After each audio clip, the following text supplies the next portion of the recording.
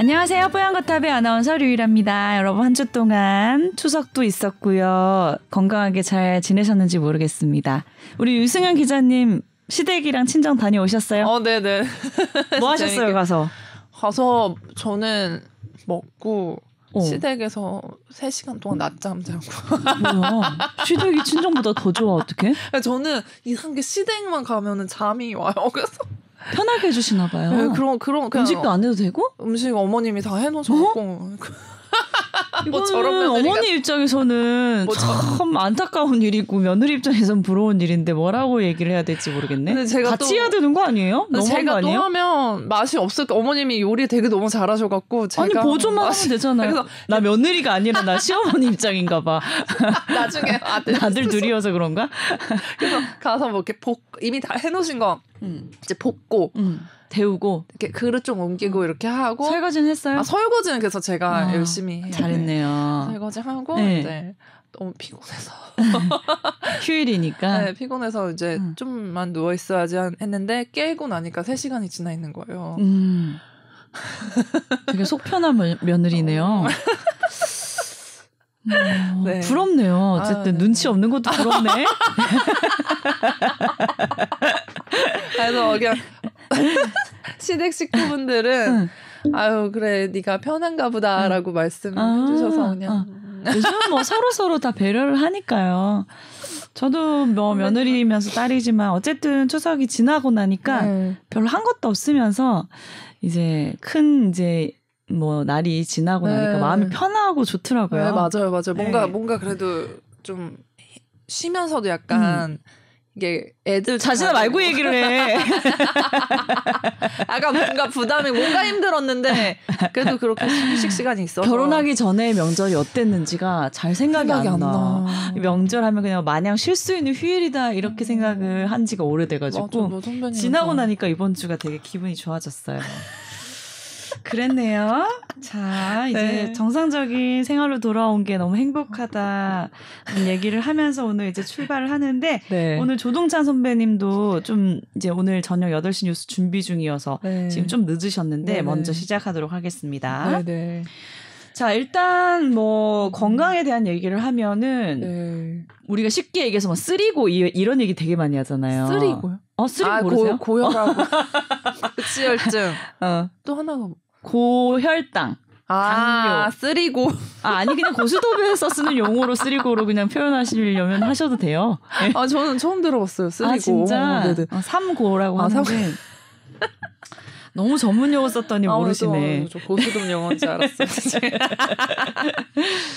그래서 그런 이제 성인병 같이 나이 드시면 다 이게 질환들이 따라온다. 많은 분들이 또 약 드시는 분들도 많고 저는 이미 고지혈증 약은 먹거든요. 맞아요. 그런다고 하셨어요. 그런데 이제 얼마 전에 저희가 보도한 이제 자료에 따르면 당뇨병 환자가 특히 좀 급격히 요즘 늘어나고 있는 추세라고요? 네네. 어떻게 된 거죠? 무서운데요, 나는 이런 기사가. 그렇죠. 근데 이게 2012년, 그러니까 10년 전에 당뇨병 환자 수가 한 312만 명 정도 됐었대요. 근데 이게 그때 예상을 하기로는 2050년쯤 되면은 한 2배 정도 늘어날 거다. 그렇게 예상을 했는데 올해 이제 분석한 결과 발표된 걸 보니까 이미 이제 2배. 이미 2배? 네, 이미 2배에 가까워진 수치인 600만 명 정도로 집계가 됐대요. 이건 2020년 기준이니까 이제 더 많을 수도 있는 거예요. 작년이나 뭐 올해 기준으로는. 그래서 이게 예측치보다 지금 거의 30년 빠르게 2배가 급증한. 아니 그렇게 따진다면 예측을 너무 잘못한 거 아니에요? 이거는 무슨 3년 차이도 아니고 날씨 누가 예측하신 거죠? 그래서 이게 뭔가 원인을 추측하기로는 뭐 다양한 이제 인자가 있겠지만 아무래도 이제 고령화가 좀 빨리 진행이 되다 보니까 이렇게 좀 더 빨리 다가온 것이 아닌가. 고령화에 문제가 있고. 뭐 그럼에도 불구하고 이게 잘 또 관리되고 있는 환자들은 4분의 1 정도밖에 안 되고 혈당이. 그래서 어쨌든 이게 더 빨라지면은 뭐 이제 2배, 3배 가는 속도도 더 빨라질 수도 있다고 이제 전문가들은 좀 우려를 하고 있더라고요. 이게 문제가 되는 거는 어쨌든 뭐 당뇨 자체도 이제 관리를 해야 되는 질병이기 때문에 되게 문제이긴 하지만 당뇨가 이미 이제 진단됐을 시점에는 이런 우리 몸에 있는 되게 작은 혈관들, 미세혈관이라고 하는 신장에 있는 혈관들, 네. 그다음에 이제 뭐 뇌, 눈, 망막에 있는 혈관들 이런 게 이미 이제 손상을 받았다고 생각을 하거든요. 네. 그래서 그런 합병증이 이제 좀 무서울 수가 있고 왜냐하면 신부전이나 이런 눈이 이제 망막이 네. 안 좋아지거나 당뇨병 원래 합병증 때문에 더 무서워하는 병이잖아요. 네. 네. 이제 그런 되게 작은 혈관들에도 해가 될 수 있고 이제 또 큰 혈관, 심장 이런 이제 뇌에도 이제 큰 혈관들이 있고 그런 혈관들이 실제로 막히게 되면은 이제 심근경색이나 이제 뇌졸중 이런 게 올 수가 있어서 합병증을 이제 예방을 먼저 해야 되는 게 중요한데 이제 당을 잘 관리를 해야 이제 이런 게 예방이 되는데 그것조차 좀 관리되는 사람이 되게 의외로 적다는 통계가 이제 보고돼서 우리나라 사람들이 당 관리를 잘 못하는 건가요? 그렇죠. 왜냐하면 이게 뭐 약을 저도 이제 현장에서 이전에 진료를 할 때 보면 되게 이렇게 되게 스트릭트하게 되게 엄격하게 관리하시는 분들이 생각보다 많지 않아요.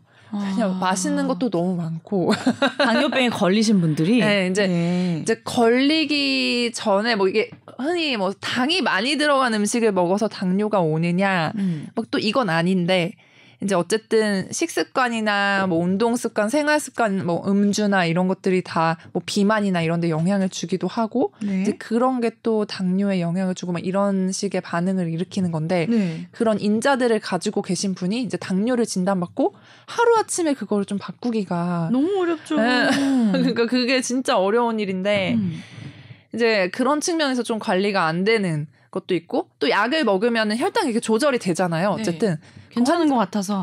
또 환자분들 그럼 약간 또 방심을 하고 오세요. 그리고 이제 제일 조금 체감을 하는 거지. 명절이 지나고 나서 오시면 당이 또 확 올라가 있어요. 아니 그러니까 저도 명절 지나고 나서 지금 살이 너무 쪄가지고 이제 유수영 기자님 워낙 마른 체질이라서 아마 모를 거예요. 아니요, 저도 막 폭식하고 막. 폭식하나요? 네, 저 시골 가면 시골 있거든요. 시골 가서 또 막 이제 저희 고모분들이 농사 지으신 걸로 막 또 진수성찬 차려주시면 그거 막. 그래도 그 폭식 기준 우리보다 적을 걸. 너무 말라서 마른 사람들은 그래도 양이 적던데. 근데 선배님들이 진짜 잘 드시기는 해요. 제가 그때 아니야. 고깃집 가서 다른 사람들 다 우리만큼 먹고 네가 적게 먹는 거야. 아니, 저도 어디 가서 적게 먹는 소리 났는데. 그때 고깃집 가서 드시는 거 보고 깜짝 놀랐어요. 어려워요. 각종 고기와 함께 막 냉면, 비빔냉면. 지금 월화수목 4일을 다이어트 했는데 1kg 겨우 빠졌나? 3kg 쪘는데 지금? 미쳐버려요. 근데 저는 더 빠지신 것 같은데 얼굴은? 지금 이거 방송하고 녹화하고 와서 골아가지고 힘들어서. 얼굴만 골아.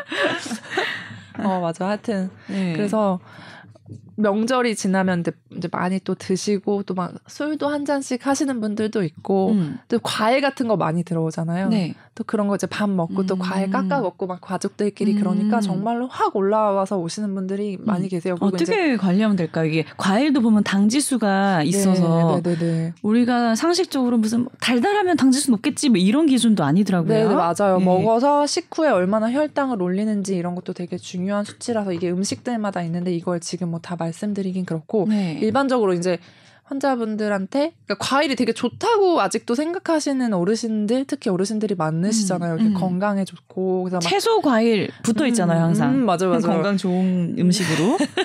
근데 사실 과일들 중에서도 먹으면 바로 혈당을 확 일으키는 그러니까 올리는 그런 음식들이 많아갖고 그런 것들을 좀 특히 식후에 바로 드시는 거를 좀 자제하시라고 말하고 양도 좀 제한을 시켜드리고 그렇게 하긴 하거든요. 근데 이제 흔히 그럼 내가 지금 되게 건강한데 그럼 과일을 많이 먹으면 안 되는 거 아니야? 하면 또 그거는 또 좀 다른 얘기일 수 있어서 그렇게 그냥 알아두시고 이제 당이 이미 좀 위험 인자가 있거나 당뇨 전 단계 막 이런 단어들도 있잖아요. 어떻게 해야 돼요? 그런 단계에서는 그러니까 계속 말씀을 드리는 거는 너무 되게 식상하긴 한데 규칙적으로 운동하시고 좀 그런 건강한 거 드시고 그렇죠. 그게 근데 되게 어려워요. 당뇨병인데 유전력이 되게 강하다 그랬는데 유전력이 없는 분들도 요즘 그럼 많이 걸릴 수 있나요? 그렇죠. 아무래도 막 그런 생활 습관이나 막 비만이나 이런 게 증가하면서 조금 유전력이 없어도 유전력 또 그러니까 그런 가족력 이런 소인도 중요하지만 항상 모든 질병이 그러니까 유전적인 요인 플러스 환경적인 요인 이런 게 다 중요하게 상호작용을 하는 거라서 이제 그런 거를 가지고 있는 분들은 물론 더 주의를 하셔야겠고 그런 소인이 없더라도 이제 뭔가 검진 되게 많이 받으시잖아요. 그래서 당뇨 전 단계 나오시는 분들이 이제 한 40, 50대 되면은 꽤 되세요. 그래서 그 넘어가지 않도록 조금 미리 조금 운동도 잘 하시고 음주 이런 것도 중요하니까 이제 그런 것도 조절하시고 왜냐하면 또 당뇨 있으신 분들이 고지혈증도 같이 있고 아까 쓰리고처럼 잔소리처럼 들려. 지금 약간 눈치 보면서 말하고 있어. 근데 어쨌든 기본적인 게 제일 중요한 거니까 좀 그런 거 이제 명절 지나고 나서 또 한번 다짐하시게 되잖아요. 그래서 그런 거 잘 챙겨서 좀 지키시면 될 것 같아요. 그래서 어쨌든 이 결과가 조금은 어떤 측면에서는 충격적일 수는 있어서 왜냐면 2050년 예측을 했는데 지금 2022년인데 빨라져서 그 결과가. 근데 이 고령화 사회로 빨리 이제 바뀌어가면서 당뇨병 환자가 늘어나는 것도 슬픈 게 나이 들면 당뇨병 걸릴 확률이 이제 급격히 높아진다는 거잖아요. 그쵸. 그건 왜 그럴까요? 이게 어쨌든 뭐를 먹으면은 혈당이 올라가게 돼 있고 그거를 내 몸속에서 췌장에서 나오는 호르몬들이 낮춰줘야 되는데 이제 그런 기능도 조금씩 떨어지는 거죠. 네네. 그래서 이제 뭐 1형 당뇨, 2형 당뇨 뭐 이런 식으로 옛날에 구분했던 인슐린의 의존성이 있느냐 없느냐 이런 식으로 해서 구분을 하는데 이제 아기들 중에서도 당뇨가 있는 경우가 있어요. 이제 막 흔히 소아당뇨라고 막 했던. 그래서 그런 아이들은 이제 자가 면역처럼 내 세포가 내 몸을 공격해서 이제 그 세포들을 파괴를 하는 거죠. 그래서 그 췌장이 당을 분해하는 그 호르몬을 내뿜는 그런 세포들이 공격을 받아서 당이 조절이 안 되고 그런 애기들은 이제 평생 인슐린을 밖에서 투여를 받아야 되는 또 그런 힘듦이 있더라고요. 그래서 제가 이전에 한번 취재를 해서 보도를 한 적이 있는데 어쨌든 코로나 이 시대를 지나면서 애기들이 그런 게 있어도 조금 진단이 늦어진 또 그런 사례들이 많았대요. 실제로 분석을 해보니까.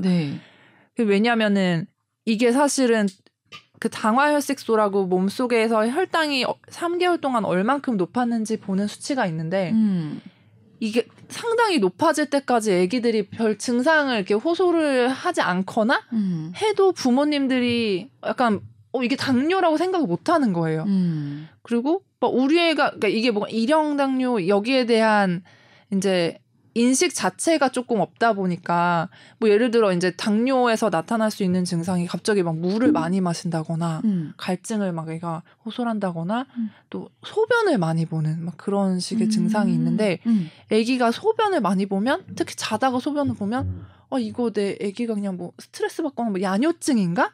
약간 이런 식으로 생각을 해서 다른 방향으로 막 이렇게 치료 방법이나 이렇게 진단을 받으러 다니시는 거예요. 그 의료진들도 이런 아기들이 당뇨 있는 환자들을 좀 접해본 경험들이 많지 않으신 분들은 의심을 못 하시는 경우도 있다고 해요. 이렇게 엄마들 말을 들어보면. 그럴 수 있겠어요. 그래서 상상을 못 하잖아요. 그래서 막 진단이 늦어지고 하면 피 검사를 해보면 이미 당화혈색소는 확 높아져 있고 약간 이런 경우들이 있어서 어쨌든 뭐 기전이 좀 다르기는 하지만 뭐 그런 의심하는 그런 것도 좀 필요할 것 같고 소아랑 이제 노인 얘기 이렇게 다르긴 하지만 그런 사례들이 좀 증가를 했다고 하더라고요. 코로나 시대에. 병원에 대한 접근성도 좀 떨어졌었고 사실. 그쵸. 병원에 막 확진자 다녀갔다 그러면 또 못 가고 막 특히 애기들 그런 사례들이 있었어서 아니 우리 유승현 기자님은 워낙 날씬한 몸매를 유지하니까 평소에 어떻게 관리하시는지 좀 알려주세요. 저는 관리 지금 다이어트 얘기는 아니지만 체중을 또 적절히 잘 유지를 하고 계시잖아요. 저는 제가 근데 여기 입사하기 전에는 항상 그 몸무게 유지하던 선이 있었어요. 이런 말 해도 되는 그런 말 하라고 지금 물어본 거예요. 한 20년 정도 항상 그 유지하던 몸무게가 있었고 뭐 잠깐 아프거나 했을 때 빠졌다가 바로 올라오고 뭐 이렇게 명절 지났다 찌면 다시 이렇게 사람이 이렇게 유지가 되잖아요. 기본 몸무게가 있긴 있더라고요. 있어요. 딱 무섭게 그래서 요요라는 게 생기지 않아요? 세팅이 딱 돼 있는데 여기 입사하고 나서 살이 한번 확 빠지고 나서 그 다음에 안 찌는 게 너무 스트레스야. 약간 입맛이 없어. 입맛이 약간 없는. 그러니까 확실히 덜 먹어서 살이 안 찌는 거네요. 그런 것 같아요. 스트레스 때문에 입맛이 없어진 건 뭐 아무튼 과정이니까 결론적으로는 덜 먹는 게 살이 안 찌는 거다. 되게 운동을 따로 하시진 않고요. 운동을 하려고 이제 등록을 해놓은 게 있는데 그런 이야기는 예, 저희 다 그런 경험이 있기 때문에 하는 것만 말씀해 주세요. 네. 운동을 따로 할 시간이 없어서. 근데 이게 막 소식하세요 그러면? 따로 소식을 하려고 그런 거 아니고 먹을 때는 많이 입맛이 먹는데. 없는 거 어떤 느낌이에요? 그러니까 난 항상 입맛만 있어서 없는 건 아니고, 그러니까 막 일이 막 되게 휘몰아치는. 나 힘들면 더 먹고 싶던데 지쳐서. 근데 그게 저도 어느 정도 스트레스를 받으면 막 먹을 게 단 게 땡기고 막 하잖아요. 근데 막 그거 어느 순간을 넘으면 입맛이 확 없어져. 그래서 이게 타고난 체질도 있는 것 같아. 비위가 강하고 약하고 이런 것처럼 식욕이 비위. 좋은 사람 좀 만약에 힘든 일이 있어 그럼 식욕이 떨어지셔서 밥을 못 먹겠다 이런 사람들 나는 좀 이해를 못 하거든 나는. 근데 저는 선배님 너무 신기한 게 진짜 많이 드시는데. 나 진짜 많이 먹어요. 나 날씬하진 않아요. 그냥 좀 뱃살 좀 있고 그냥 적당히 살집 있는 사람. 되게 팔다리만 살이 좀 안 찌는 그런 체형이 그런 거지. 저는 보이는 데는 두껍고 안 보이는 데만 말랐고. 뭐 당뇨병 얘기하다가 다이어트 얘기까지 살짝 넘어갈 뻔했는데 되게 식상한 얘기해서 죄송해요. 근데 뭐 이게 정답이 사실 뭐 확립된 거는 제일 중요한 건 의학적 측면에서 뭐 약을 진단받은 다음에 잘 챙겨 먹는 것도 중요하지만 항상 저희도 이제 환자분들한테 음식이죠 음식 결국은 잘 가려 먹고 절제해야 되는 거 운동 너무 어려운 거예요 진짜 어려워요. 하지만 합병증이 더 무섭기 때문에 진짜 무서워요. 나중에 돌이킬 수 없는 상황까지 가기 전에 잘 관리하시고 예방을 하셔야겠습니다. 이게 내일일 수 있네요. 내가 늙어서도 나타날 수 있는 거야. 급격히 늘어났으니까. 그리고 이제 30년에 지금 앞당겨졌다는 게 차이가 생길 수 있는 예측이었다는 게 놀랍네요. 그 막 눈이나 진짜 신장 이런 거는 진짜 말씀하신 대로 돌이킬 수가 없어서 미리 검진하시고 진단 받으시면 더 확실히 관리하시고 이런 게 필요할 것 같아요. 네. 자, 그리고 오늘 이제 8시 뉴스에 보도될 내용인데 조동찬 선배님이 준비하신 또 내용이죠. 전립선 비대증에 소팔메토라는 약이 좋다고 이게 이제 불티나게 팔리고 있는 상황인데 사실 이거를 이제 알아보니까 큰 효과가 없었다. 이게 지금 오늘 내용인데요. 이거 복용하고 계신 분들이 상당히 많을 걸로 추정이 되는 게 이게 판매 막 액수나 이런 거를 보면 이게 종류. 그러니까 이게 뭐 한 회사에서만 만드는 게 아니기 때문에 소팔메토가요?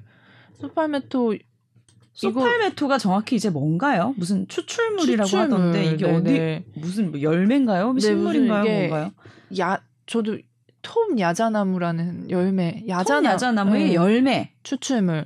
그래서 이게 어떻게 보면 약간 건기식 같기도 한데요. 건강기능식품이에요. 건강기능식품인데 그래서 이게 전립선 세포를 이게 나이가 들면서 이것도 전립선이 커지잖아요. 그래서 전립선 비대증 이런 거 때문에 소변도 잘 못 보거나 너무 자주 보셔서 불편한 그런 남자분들 계시는데 이런 전립선 세포가 증식하는 거를 둔화시켜서 전립선 건강 유지에 도움을 줄 수 있다. 이렇게 허가를 받은 추출물이고 이게 뭐 약국에서도 살 수 있고 홈쇼핑 같은 데서도 조금 쉽게 구입을 할 수 있는 제품이어서 큰 허들이 없이 이제 많이 복용을 하시는 것 같아요.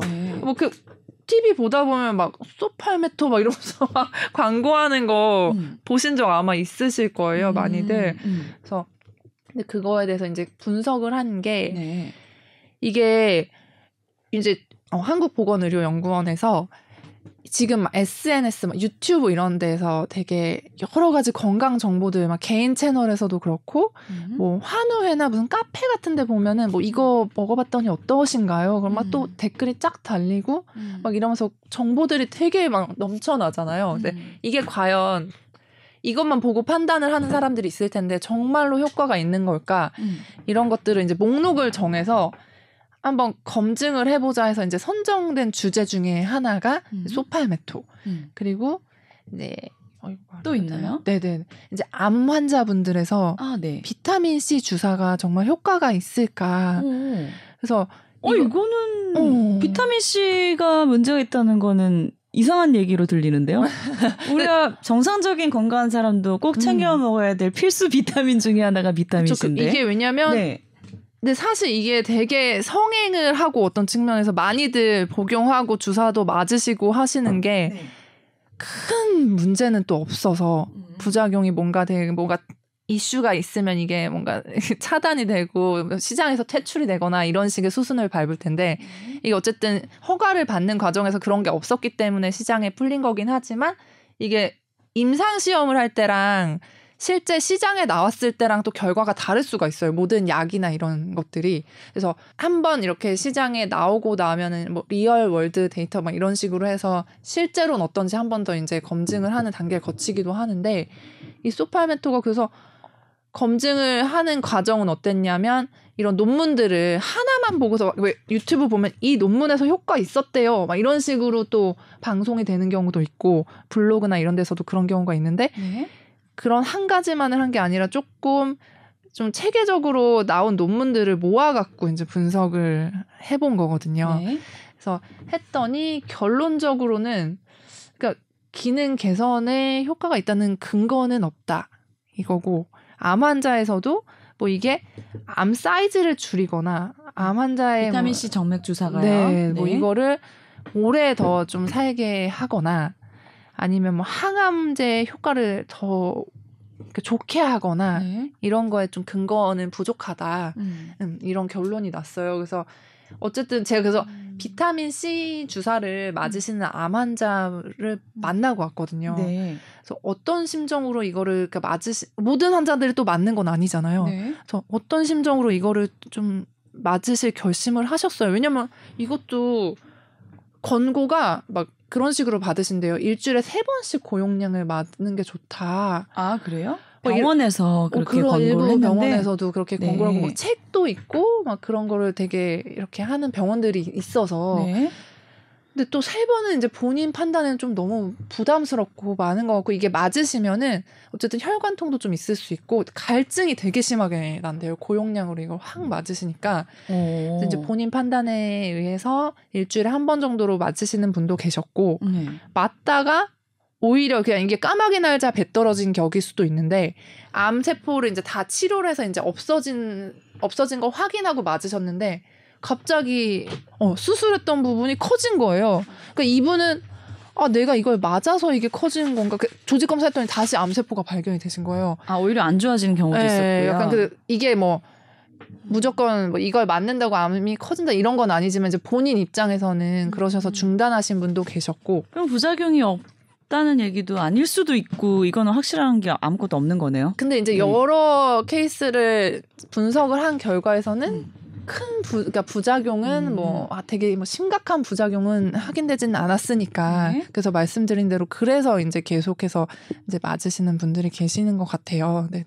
근데 그러면은 소비자 입장에서는 아무 부작용이 없는데 긍정적인 효과도 기대할 수 없다. 밑져야 본전이니까 먹고 맞아볼까? 이게 아무런 부작용이 없는 건 아니고 경미한 부작용들은 또 좀 있어요. 그래서 이제 그런 거를 고려를 사실 해서. 그 부분이 있어요. 고용량 비타민 C가 해가 없으니까 믿져야 본전이라는 생각만으로 하면 되게 좋은데 제가 이제 사실 저희 아버지가 그 10여 년 전에 암투병 하실 때 제가 주치의에게 물어봤습니다. 고용량 비타민 C 믿져야 본전 아닌데 못져야 본전인데 그냥 하면 안 됩니까? 그랬더니 이제 선생님의 말씀이 그건 상관없는데 제발 내 약이 내가 선택한 약이 혹시라도 방해하는지 안 하는지 모르니까 그거 연구 안 돼 있으니까 그러니까 내 약은 피해달라는 게 저기였어요. 근데 그거를 피하려고 보니까 안 나와요. 사실은 방사선 치료하고 항암하고 계속 돌아가면서 하거든요. 그런데 이제 뭐냐면 이렇게 강력하게 암을 죽이려고 확인이 된 임상으로 입증된 것도 사실 안 되는 경우가 많은데 고용량 비타민 C는 그거를 본인이 최선을 다해서 선택한 그 항암제 그 의사가 그 쓴다고 해서 그 의사한테 돈 돌아가는 거 아니고 병원도 우리나라는 이익을 받지 않습니다. 모든 의약품의 값은 마진을 못 남게 우리나라 법이 그렇게 돼 있기 때문에 본인이 심혈을 기울여서 선택한 항암제가 네. 아들이 선택한 고용량 비타민 C에 방해를 받는 거는 너무 싫다는 거예요. 그래도 네가 속이지 않고 그걸 의논해줘서 고맙다. 그렇게. 그러니까 그런 의미로 받아들이시면 될 거예요. 그러니까 이걸 왜 암을 치료하는 종양내과 의사들이 이렇게 너무너무 이것에 대해서 그 심각하게 생각하는지. 네. 예? 너무 비싸고 검증되고 이런 것들을 왜 방해할까 봐. 왜 아무 그러니까 본인들이 보기에 그러니까 사실 근거 수준은 너무 나쁜데 제가 이걸 정리한 적이 있어요. 네. 비타민 C의 고용량의 그 항암 효과가 왜 이렇게 커다랗게 네. 유행하게 됐는지 제가 잠시만요. 이게 뭐냐면 그 1970년대 라이너스 폴링 박사 있습니다. 이분이 노벨 화학상과 노벨 평화상을 받은 분이에요. 네. 그러면 노벨 화학상 평화상 보면 대가잖아요. 네. 이분이 본인의 친구와 함께 고용량의 비타민 C를 처방해 봤어요. 그때는 뭐냐면 치료약이 없으니까. 그랬는데 비타민 C가 맞은 군이 확실히 암 생존율이 더 높은 거예요. 그래서 이걸 발표한 거예요. 1970년대 노벨상을 받았던 대가의 친구와 함께 그렇게 했으니까. 그런데 그러니까 여러 사람들이 1970년대서부터 계속 동일한 실험을 했습니다. 계속 정말로 그런지. 근데 여기서 나오는 경우는 뭐냐면 라이너스 폴링이 세계적인 화학자긴 하지만 의학은 아니다.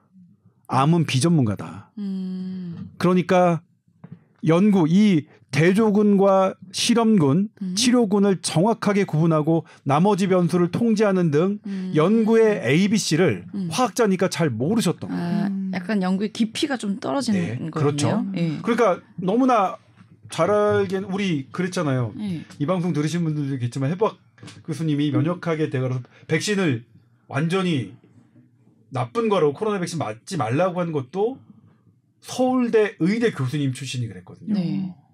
근데 이거를 백신 하시는 분이 보면 서울대학교 본인들의 제자예요. 네. 아니 우리 스승님 이 분야는 전혀 모르는 분야인데 본인이 왜 이렇게 말씀하실까라고 하세요. 제자분들이. 그런데 일반인이 보기에는 어떻죠?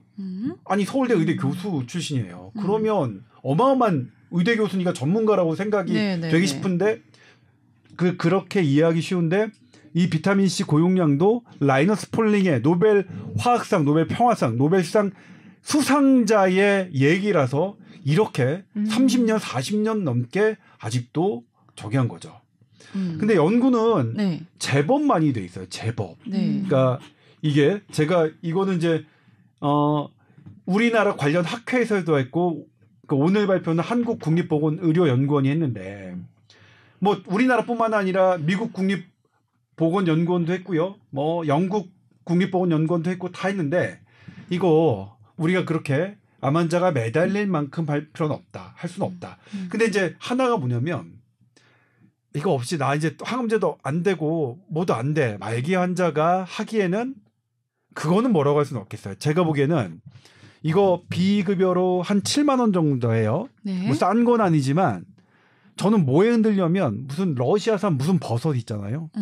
그거 제가 인터넷으로 구매하려고 했더니 그거가 2천만 원 정도예요. 왜 사시려고? 아니 약이 없으니까. 환자들 이제 아버지 암 뭐 상황버섯이니 뭐니 뭐 이런 상황버섯이 무슨 러시아 무슨 버섯인데.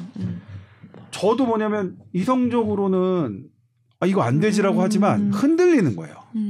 그런데 그런 것보다는 고용량 비타민 C는 그런 것보다는 낫지만 그럼에도 이 정도 이게 그렇게 믿기에는 너무 근거가 부족하고 그다음에 이제 그 약을 처방하시는 분들은 이런 걸 걱정하더라. 네. 그래서 그런 것만 아니면 사실 뭐 기분 좋게 주사 맞고 하는 것 그렇게 해가 없으면 그거는 충분히 가능하다고 생각해요. 예. 근데 걱정을 하시는 분들은 그런 걸 걱정한다. 네. 하고요. 그냥 알약으로 그러면 꾸준히 먹어볼까요?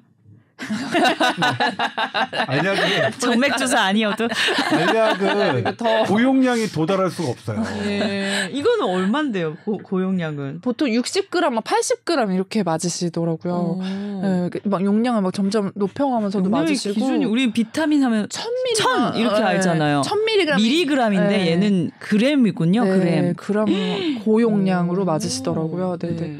1시간 반씩 이렇게 맞으러 다니신다고. 근데 이게 이제 본인들도 찾아보면 상반된 이런 연구 결과들이 있는 걸 알고는 계시는데 네. 말씀하신 대로 이게 뭔가 다른 것도 다 해보지만 뭔가 하나의 끈을 더 잡고 싶었다. 이거라도 하면 그러니까. 뭔가 내가 더 회복이 잘 되지 않을까. 제 말이 그 말이잖아요. 뭐 그런 얘기를 너무 하셔갖고 네. 그또 심정은 또 이해가 가고. 그럼 네. 이거는 이제 암 환자에 대한 얘기지만 전립선 비대증에 아무 효과가 없었다는 소팔메토는 또 뭐 부작용이라고 해봤자 뭐 크게 없을 것 같아서 괜찮지 않냐 또 이렇게 생각하시면 어떡할까요? 이 소팔메토는 사실 저는 이번에 취재를 하면서 이렇게 많은 분들이 드시고 계신 줄은 몰랐어요. 저는 사실 몰랐어요, 이거. 우리나라에 보니까 제품이 493개의 제품이 판매되고 있었고요. 한 해 3천억 이 재료가 팔리고 있었어요, 국내에. 네. 예전에 10년 전에 보면 한 200억, 300억이었는데 한 10년 사이에 한 10배 정도가 성장한 거예요. 입소문이 난 건가? 근데 이제 최근에 유명한 연예인들이 등장을 하시는 광고가 있었고 그다음에 이제 보면 홈쇼핑과 유튜브 그다음에 이제 그런 데서 일부 의사들이 이제 소팔메토의 효과를 뭐죠? 전립선 지구력이 향상된다.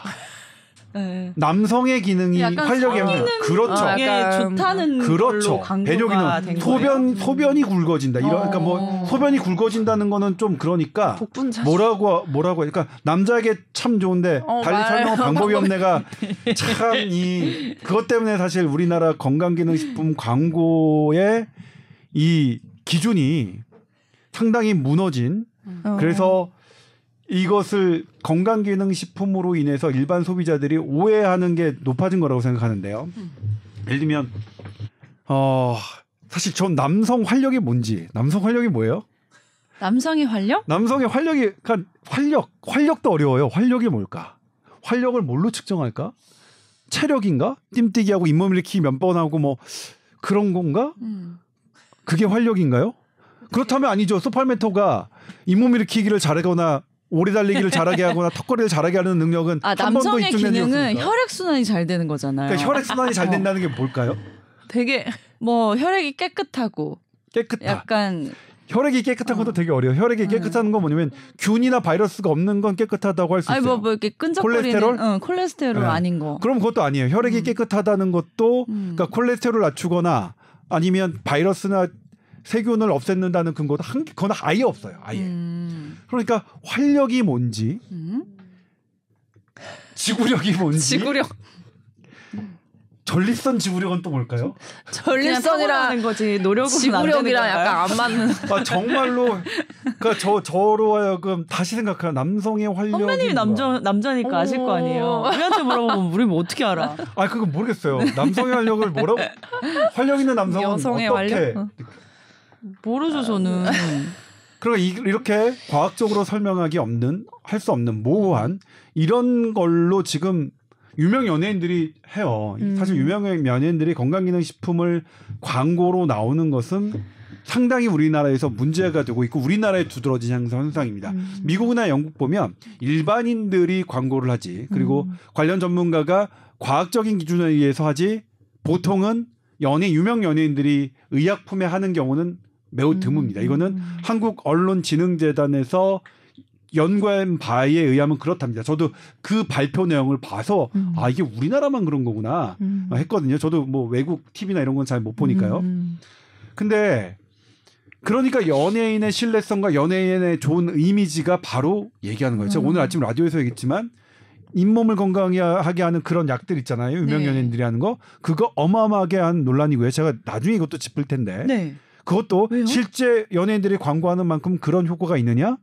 그런 효과가 부족하다는 게 정설입니다. 진짜? 네.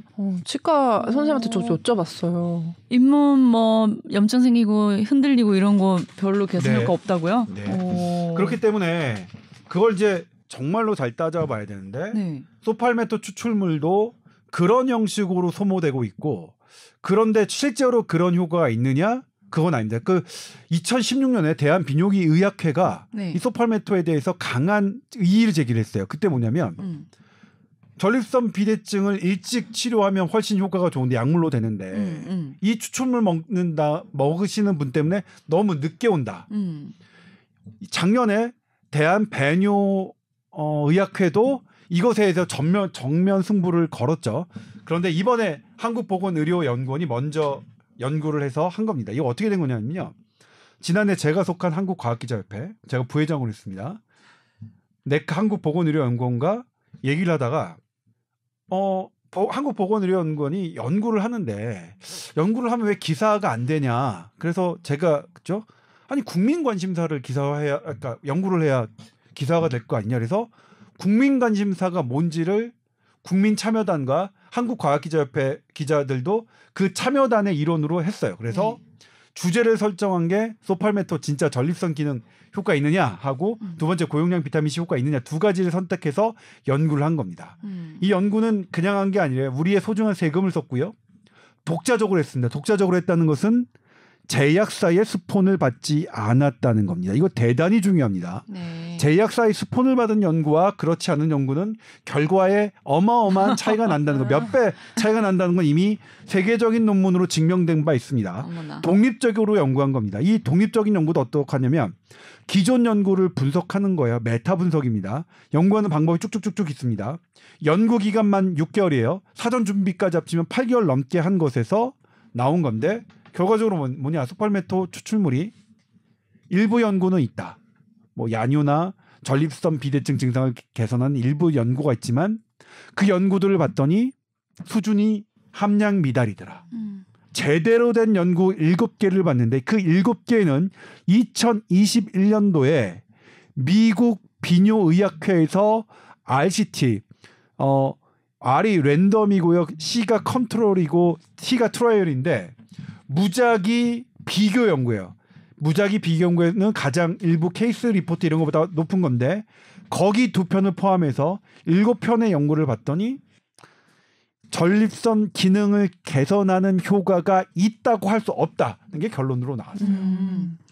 그런데 그 식약처에서 허가를 받은 건강기능식품 진짜 많잖아요. 네, 진짜 많죠. 저도 그런 프로그램을 하고 매주 하나씩 여러분께 소개를 해드리고 있지만 소팔메토에만 해당되는 얘기가 아닐 것 같은데요. 아니죠. 그렇죠. 예. 이게 제가 그래서 식약처에 물었어요. 식약처님 입장을 주셔야겠어요. 식약처의 답변은 제가 말씀드릴게요. 식약처가 소팔메토 추출물을 건강기능으로 인정한 것은 제가 그대로 읽어드릴게요. 틀리면 안 되니까. 질병 치료 효과는 검증하지 않았다. 아예 보지 않았다.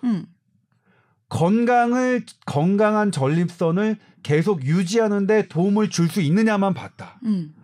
건강을. 그러니까 그래서 제가 뭐라고 했어요. 건강한 전립선이 비건강이라고 한다면 세 가지거든요. 전립선이 비대해지거나 전립선 암이 하거나 전립선 호르몬이 안 나오거나 전립선 액이 안 나오거나 이 경우들에 어떤 거를 본 겁니까? 그런 것 4개를 아예 안 봤다.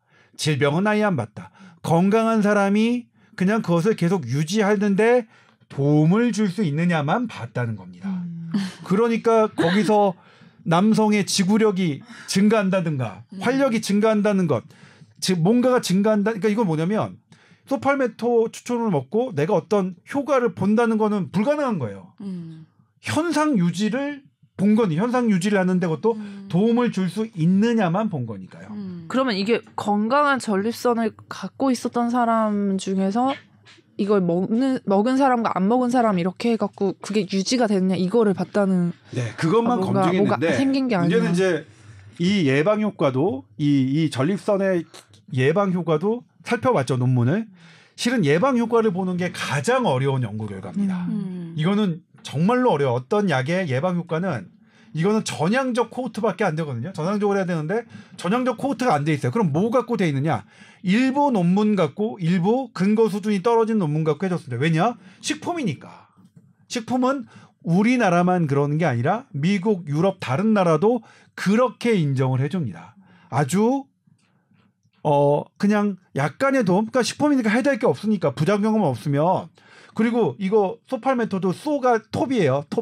팔메토가 야자수라는데 톱 모양의 야자수에 추출한 식물이니까 좋을 거 아니에요. 식물 성분이면 비타민 뭐 여러 가지 미네랄도 있고 그 정도의 수준으로 인정을 해준 거지. 이게 나의 뭐 성욕감퇴나 나의 전립선이 비대해진 문제를 해결해 준다는 건 아예 근거가 없네요. 그저 일부 논문과 그런 광고와 그런 일부 의사들이 출연하는 뭐 홈쇼핑이나 이런 데서만 있는 일이고요.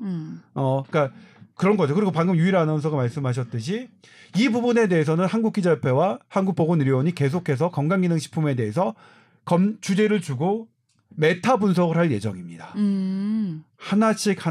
지금 뭐 제가 오늘 한국보건의료원 연구원장님과 관계분들과 이제 취재를 하면서 점심을 먹었는데 연구원장님이 이제 간을 전공하신 분이 한강원 교수님이라고 네. 정년퇴임 하셨는데 제가 이제 이걸 취재를 하니까 주변에서 정말 많이 질문을 받는 게 뭐냐면 밀크시슬인가요? 간에 좋다고. 그 질문이 너무 많아서 그것도 해주셔야겠어요. 했더니 하나마나 결과는 아는데 어떡해. 내가 먹겠냐? 나는 안 먹는다. 나는 환자한테도 먹으라고 권한 적이 없다. 근데 뭐 그렇습니다.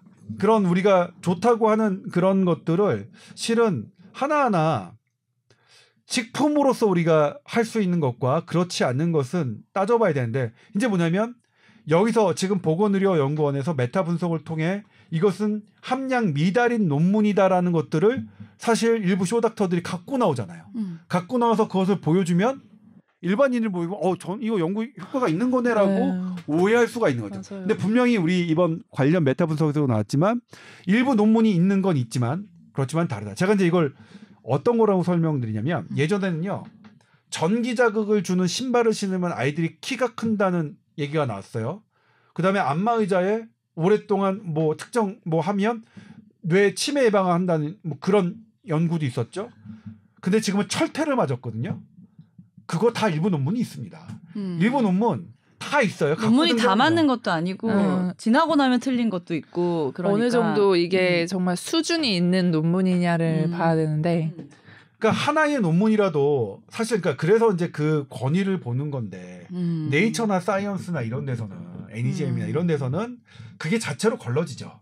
지금 여기서 나왔던 일부 논문들은 그런 아주 품격 있는 논문의 근처도 안 가는 그런 논문들 수준이죠. 그런 논문들을 들이대면서 이것도 논문이니 근거가 있다라고 얘기하는 것은 맞지 않다는 겁니다. 건기식 워낙 다양하게 많으니까 이제 접할 확률도 높잖아요. 근데 이게 약이라 생각하면 안 되겠더라고요, 진짜. 뭐 보양식 수준으로 꾸준히 먹어야 효과가 있을까 말까 하는 정도로. 그러니까 저는 근데, 어떻게 생각하면 이걸 저는 도라지를 좋아해서 도라지가 폐에 좋다는 믿음 때문에 계속 도라지를 먹어요. 잘 먹어요. 네. 식품으로 먹는 거는 비난받을 거 아니죠. 식품으로 먹는 거. 네. 그 정도 수준의 이상을 넘어서 어떻게 하는 것은 문제라고 생각하고 또 하나가 뭐냐면 이것도 이제 전문가들 사이에서는 대단히 첨예한데 내가 어떤 건강기능식품을 먹음으로써 다른 건강관리는 하지 않고 난 이걸 했다. 맞아. 합리화는 그래서 다른 건강한 노력을 게을리하는 그런 우려도 있거든요. 그걸 제일 진짜 많이 건드리는 것 같긴 해. 내가 운동도 안 하고 술도 많이 마셨는데 맞아요. 요거 먹으면 그나마 약간 이제 괜찮아지는 게 있겠다 하면서 안심하게 되잖아요. 맞아. 당뇨 환자 아까 얘기하다가 막 돼지 감자 막 이런 거 나 먹었다. 그리고 무슨 즙 같은 거 먹었다. 이러면서 약간 관리하고 있다는 걸 어필하시는 분들이 있으시거든요. 맞아요. 특히 이제 좀 시골에 계신 어르신들 이런 분들은 그런데 되게 잘 약간 설득이 되는 그런 측면이 있어갖고 그런 거 되게 막 좋아하시는 분들이 많으시더라고요. 네. 이런 측면에서 저는 한국보건의료원 연구원의 이런 작업은 사실 상당히 그 의미 있는 발걸음이라고 생각하고요. 그럼에도 불구하고 한국보건의료연구원도 대단히 걱정합니다. 이걸 왜 그러냐면 예전에 건강식품은 국내의 농수산물로 한 게 많았어요. 네.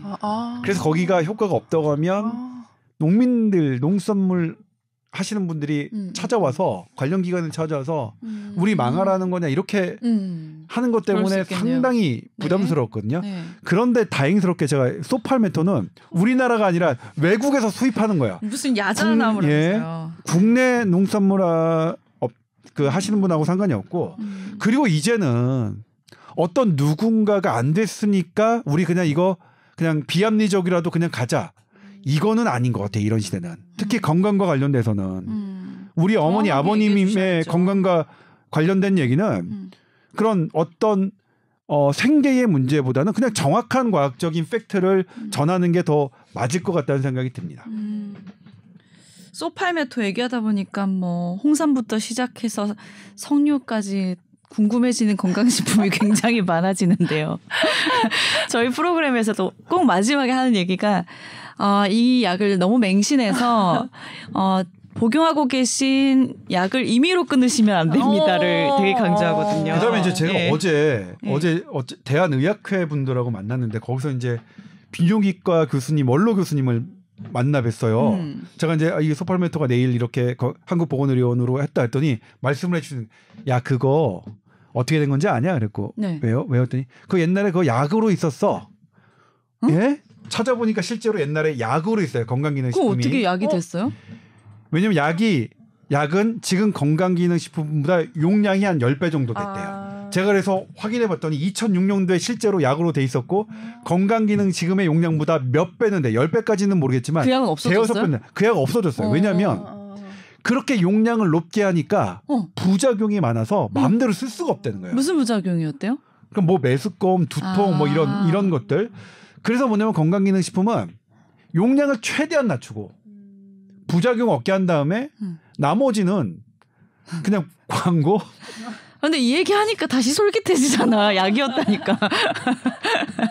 근데 예를 들면 10분의 1의 약이면 그건 뭐냐면 건강기능식품의 원리는 치료 효과를 보는 게 아니다. 부작용이 없는 거고 그냥 식품으로 먹으나 마나 그게 그거다. 근데 거기에 우리가 많은 돈을 쓸 필요가 있느냐 하는 문제가 있고 그다음에 두 번째 더 중요한 건 그것 때문에 정상적인 치료를 늦춰서는 되겠느냐. 그거는 절대 피해야 되는 거죠. 이거는 이게 치료가 된다기보다 뭐 살짝의 개선 정도 아니야 유지 정도 원하시면 유지도 그냥 유지를 한다는 것도 매우 근거 수준이 낮은 정도의 논문입니다. 그러니까 식약처가 건강기능식품의 수준과 약품의 수준은 이렇게 다릅니다. 완전히 다른 겁니다. 식약처가 인정했으니까 약하고 비슷해. 아닙니다. 건강기능식품을 인정하는 수준과 약은 천차만별입니다. 완전히. 그러니까 만약 어떤 약이 여기에 그냥 건강함에 도움을 줄 수 있습니다. 이런 걸로 약이 허가받기는 불가능하거든요. 일반 의약품으로는. 그러니까 근데 이거를 사실 뭐냐면 이 정도의 건강 수준을 마치 약인 것처럼 중간에 포장하는 게 나쁜 거죠. 그거는 맞아요. 엄밀하게 얘기하면 사기입니다. 사기. 건강기능식품 많이 챙겨 드시고 계신 분들은 배신감을 좀 많이 느끼실 수도 있을 것 같은데 뭐 우리가 또 정확히 알아야 될 건 알아야 되니까요. 네, 앞으로는 정말 효과가 있는 건강식품만 얘기해도 될 것 같아요. 근데 저는 효과가 있는 건강식품을 또 봐요. 분석을 해봐요. 이게 식품을 어떻게까지 봐야 되느냐가 되게 어려운 문제긴 해요. 네.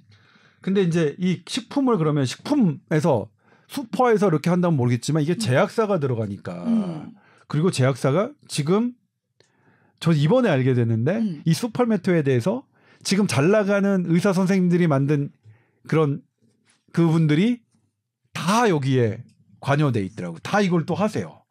그러니까 점점 더 뭐냐면 악화가 양화를 구축하는 느낌? 그러니까 어떤 분들이 그러니까 그냥 마치 그것도 나는 의사 출신이기 때문에 좋은 건강기능식품을 선별해서 준다는 느낌을 받게. 맞아. 하지만 전혀 그렇지 않은 제가 보기엔 오히려 더 기분 나쁜. 그래서 이런 부분들에 대해서는 의료계에서도 사실 이렇게 건강기능식품을 옛날에 유산균을 먹으면 불임한다는 게 방송에 나왔었잖아요. 그 의사도 우리가 처벌하지 못했어요. 이거 미국에서 우리가 관련법을 했던 미국은 의사 면허 박탈이에요. 근데 그게 버젓이 방송에 나왔고 몇 년간 나왔죠. 그 무리들이 나왔었잖아요. 사실 그거는 너무하죠. 불임 부부들한테 유산균으로 너무 임신한다는 걸 얘기한다는 게 사람의 약한 부분을 해가지고 지 돈 잘 벌. 난 그거를 방송한 방송국 PD와 작가님들도 너무 한심하다고 생각하는데. 속았나 봐요. 뭐 속아도 한심한 건 결과적으로 한심한 결과에 그 공범자니까. 그래서 그랬는데 그런 것들도 하지 못한 상태에서 사실 지금 자괴감이 좀 있긴 한데 다시 조금 해서 이렇게 지나치게 선을 넘는 부분들에 대해서는 이거는 제재를 좀 가야 되는 게 아닌가라는 생각이 좀 필요할 것 같아요. 맞아. 저조차도 이제 그런 뭐 실험 나오고 막 어떤 이제 효과가 있느냐 막 그 성분과 뭐 이런 영양소 막 따져가면서 이런 거가 이제 채워진다 어쩐다 이렇게 자세하게 보여주면 그런가 하게 되거든요. 네. 근데 막 홈쇼핑에서 왜 화장품 팔 때도 임상했다고 이렇게 하면서 밑에 보면은 그러니까 참여한 그런 분들 수가 20명 막 약간 이런 식인데 건강기능식품도 약간 그런 식인. 제가 예전에도 뭐냐면 그게 참 잘못된 건데 그 키를 톨플러스라고 키 키워준다는 안마기계 있어요. 근데 그게 서울 체대에서 임상시험을 했대요. 서울 체대 교수가 실명으로 나와요. 근데 서울 체대가 임상시험을 할 수 없는 기관이거든요. 그거 자체가 불법이에요. 그래서 제가 서울대에 얘기했죠. 지금 그때 조중동 광고에 다 나왔습니다. 당신들이 이렇게 당신들 대학이 나오니까 이 해명을 해주든가 입장을 해주든가 하더니 바로 그 체대 교수님 바로 전화를 해서 저는 그렇게 얘기한 적 없습니다. 이거 업체가 뭐 저를 이용하고 한 겁니다. 막 이렇게 해서 한 적이 있는데 여러 예전에 뭐 막 그랬었죠. 그런 임상시험이나 이런 것들을 저는 홈쇼핑을 거의 안 보는데 만약 그렇다면 한번 보고 싶어요. 유승현 너 보면 그런 거를 하라니까 아이템 하라니까. 뭔지 해가지고 또 막 오늘도 지난주에 이어서 또 기자의 자세에 대한 강의 들어가나요? 넉 놓고 보고 있을 게 아니었던. 옛날에는 바로바로 반성하네. 예, 알겠습니다. 밑에 보면 조그맣게 나와 있어야 돼. 네. 건강에 대한 얘기는 오늘 뭐 당뇨병에 대한 얘기도 했었지만 어떤 굉장히 정직한 것 같아요. 그죠? 뭐 이런 거에 의존할 수도 있겠지만 기본적인 것들 잘 챙기는 게 제일 중요할 것 같습니다. 그러니까 그게 맞는 것 같아요. 세상에 공짜는 없다라는 게 맞아. 여기서도 적용이 되는 것 같아요. 그러니까 건강을 내가 잃는 것도 쉽게 잃는 게 아니고 옛날에는 건강한 사람이 뭐 갑자기 뭐가 돼 뇌졸중에 했다 이렇게 되지만 실은 건강하지 않은 게 쌓여 있다가 뇌졸중이 되고 뇌출혈이 되는 거잖아요. 맞아요. 그런 것처럼 이렇게 건강을 회복하는 것도 지키는 것도 어떻게 어떤 약이나 이런 걸로 미치는 영향은 대단히 미미하다. 그러니까 미미한 거잖아요. 했더니 뭐 없는 건 아니지만 아주 미미한 수준으로 어떤 사람은 예민한 사람은 있겠지만 그러니까 증례보고는 나오지만 실제로 대규모로 연구를 해보면 한 방에 어메이징하게 나타나는 건 없는 거죠. 그렇죠. 네. SBS 보이스 뉴스 @gmail.com으로 또 사연 보내주시면 저희가 답변해 드립니다. 건강관리는 항상 매일 꾸준하게 저축한다 생각하고 차근차근 하시면 제일 좋을 것 같아요. 네, 오늘 여기까지 하겠습니다. 감사합니다.